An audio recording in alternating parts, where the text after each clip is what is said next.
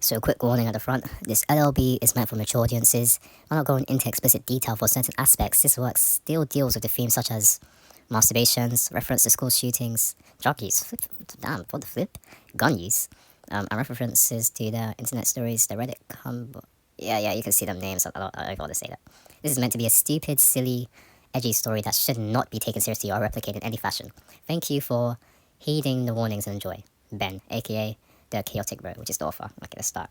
Tuesday, October 22nd. I have so much homework to do in Mrs. Walk's class. It's killing me. Bradley got really nervous at how little time we have for the essay. I swear it looked like he was about to cry.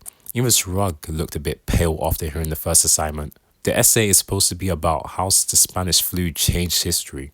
And the craziest part, it has to be at least 3 pages long. Due this Friday.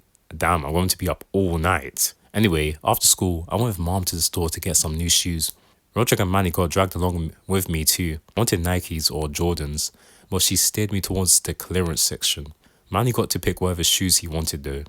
Luckily, I found a pair that weren't too ugly and fit the pinch test. Mom also made me grab new underwear and socks, as if I don't have enough of them already. Well, at least I can use the extra socks. Thursday, October 24th. I couldn't think of anything good for the essay, and now I'm screwed. Roderick didn't have this assignment, so I can't even copy off of his whole work. I barely have a rough draft page and only 2 sources. Maybe I can call Fregley.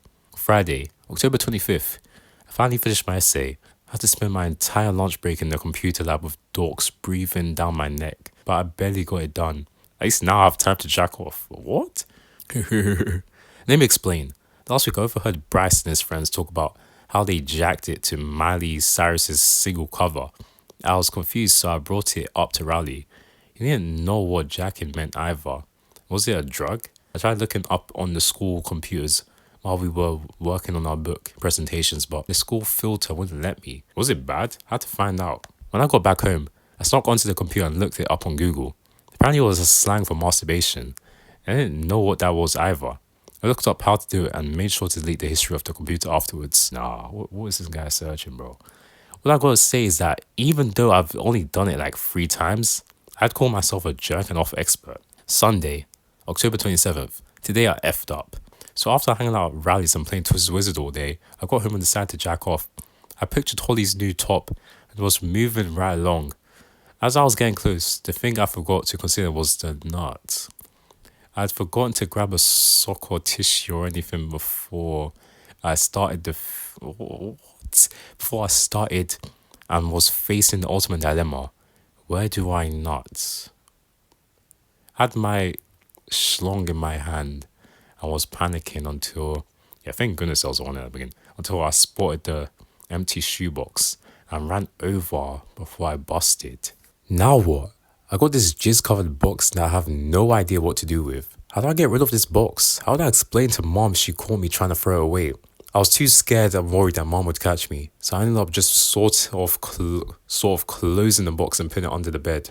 That is so disgusting, bro. I'm sorry, that is nasty. Monday, November 4th, I messed up again. Before school, I decided to have a quick session and use the box again, because I didn't want to get caught in the hallway with a wad of toilet paper. I stuffed it under the bed and threw a shirt in front of it to try and hide it. No, guys, think of this, bro. I got my paper back from Mrs. Walk's class today. First, it looked like I got a C, but when I looked again, it said, "See me after class." My stomach dropped. Riley's eyes widened after seeing that, and I had to throw something at one of the dumbasses in class that saw it so they would keep their mouth shut. Haha. After class, I got an earful from her about how poorly researched my paper was and how that was one of the worst papers she's seen in all of her years of teaching. She gave me a big fat F and sent me on my way. Riley tried to cheer me up afterwards by getting me a sherbet from the cafeteria, but I wasn't that hungry. After school, mom decided to have a family meeting with all of us about us slamming doors and guilt-tripped us all into signing a petition to not slam any doors. And if we did, we have to pay mom $1 per slam. Roderick brought up the fact that Manny's the one who always slams the doors, but mom bought into Manny's "I'm only free" propaganda and is defending him. He draped Tingy over his shoulders while she held him like he was innocent in all of this. Manny just doesn't know his own strength. Leave him alone. Friday, November 8th. Mr. Hess thought I mouthed off to him, and so as punishment, made me and a couple other guys clean the gum off the underside of the bleachers by the track. It was nice being able to watch Holly practice, but I nearly threw up when I saw Fregley grab handfuls of old gum for his private collection at home. He just threw the globs of wet nasty gum into his backpack like it was a worksheet. I knew I was going to toss cookies if I stood around there much longer, so I snuck away. Sunday, November 10th. Roderick broke into my room today and stole the last remaining pieces of my Halloween candy while I was at Rowley's. He's always doing crap like this, and yet mom still thinks we all get along. I sincerely doubt it.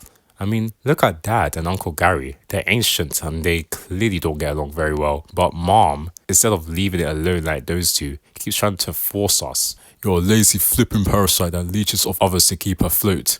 At least I'd rather be a wife that keeps me on a flipping leash. Thursday, November 28th. I don't know why I keep doing it, but now every time I nut, I just have to do it in this dumb shoebox. I started to call it my cum box for what I hope are obvious reasons. I used to keep it under the bed, but after a week it started to smell, so I've been putting it in the closet in an old jacket to try and mask it.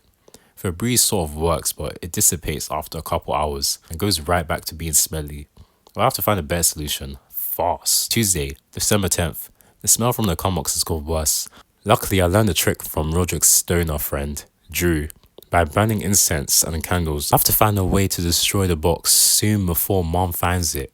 Hopefully the incense buys me some time to come up with a plan. It's December 13th. Since I plan to destroy the box tomorrow, I decided to jack off into the box today for the last time. But when I opened the box, there was ants. Hundreds of ants covered in nut. I saw a tiny black trail leading from the hall up to my closet shelf. Crap. I quickly tried my best to throw the ants off the trail, but it didn't work too well. Good thing I'm getting rid of the cum box tomorrow. Last thing I need is for Mom to find the box, all because of some ants. I'm going to go to the dollar store to get some ant traps and the supplies I need for when I destroy the cum box once and for all. Saturday, December 14th. Here's the master plan for destroying my cum box. Dad goes down to work on his diorama for a while after dinner, and tonight Mom's going out for a wine night with her girl pals, leaving us semi-unsupervised. That'll give me enough time to slip out and try to destroy my cum box and maybe get my life back in order. I hope you all brought your coupons because this party boss is headed to Olive Garden.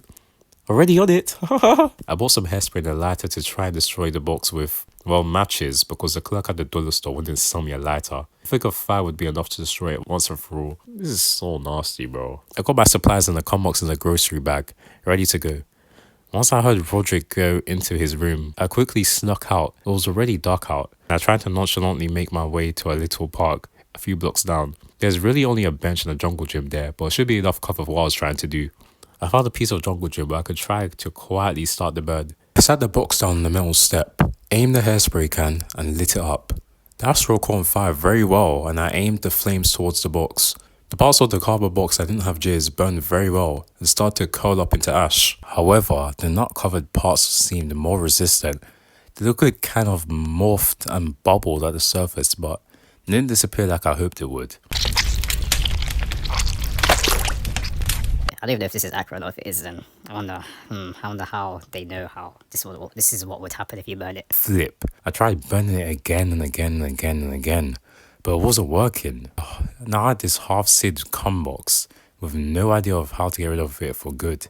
I couldn't just throw it away. What if they used the DNA to find and arrest me? Well, carefully, you're under arrest for potential biological warfare. I started to panic.